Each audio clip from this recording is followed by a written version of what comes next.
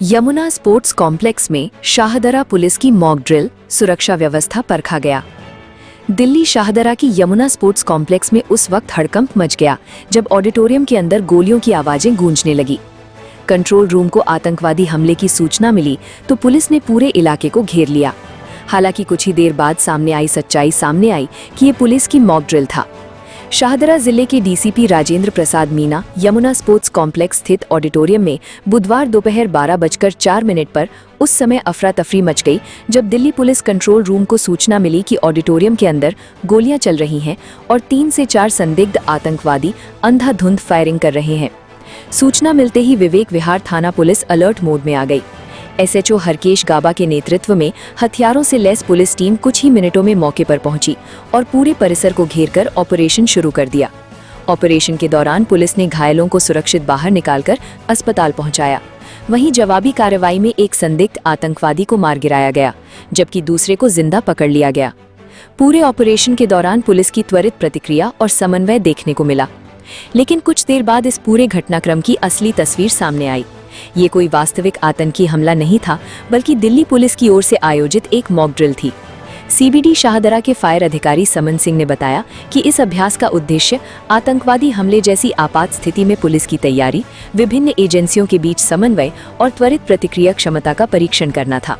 इस mock drill के जरिए पुलिस ने ये परखा कि किसी वास्तविक संकट की स्थिति में राहत और बचाव अभियान कितनी तेजी और प्रभावी ढंग से संचालित किया जा सकता है।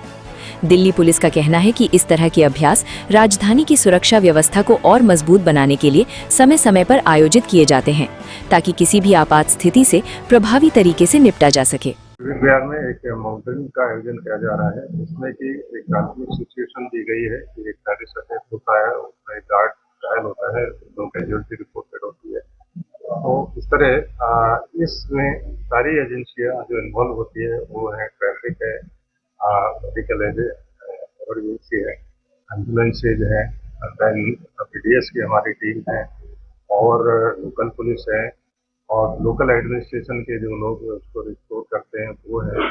तो ये सब एजेंसियां एक साथ इसमें काम करती है और उनका रिस्पॉन्स टाइम इसमें देखा जाता है कि किस एजेंसी को ने कितनी देर में रिस्पॉन्ड किया तथा उनकी क्या प्रिपरेशन है, जिससे कि कभी एक्चुअल सिचुएशन अगर आती है तो उसमें उनकी तैयारी किस तरह की है, उसमें क्या सुधार कर सकते हैं। तो इस तरह की एक्सरसाइज है जो कि रेगुलर यहाँ चलती रहती है।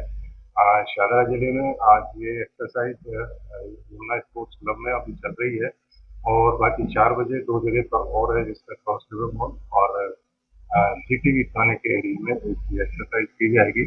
तो इनका मेन मकसद होता है कि हमारी एजेंसियां कितनी एक्टिव है और तमाम एजेंसियों में कोऑर्डिनेशन है या नहीं।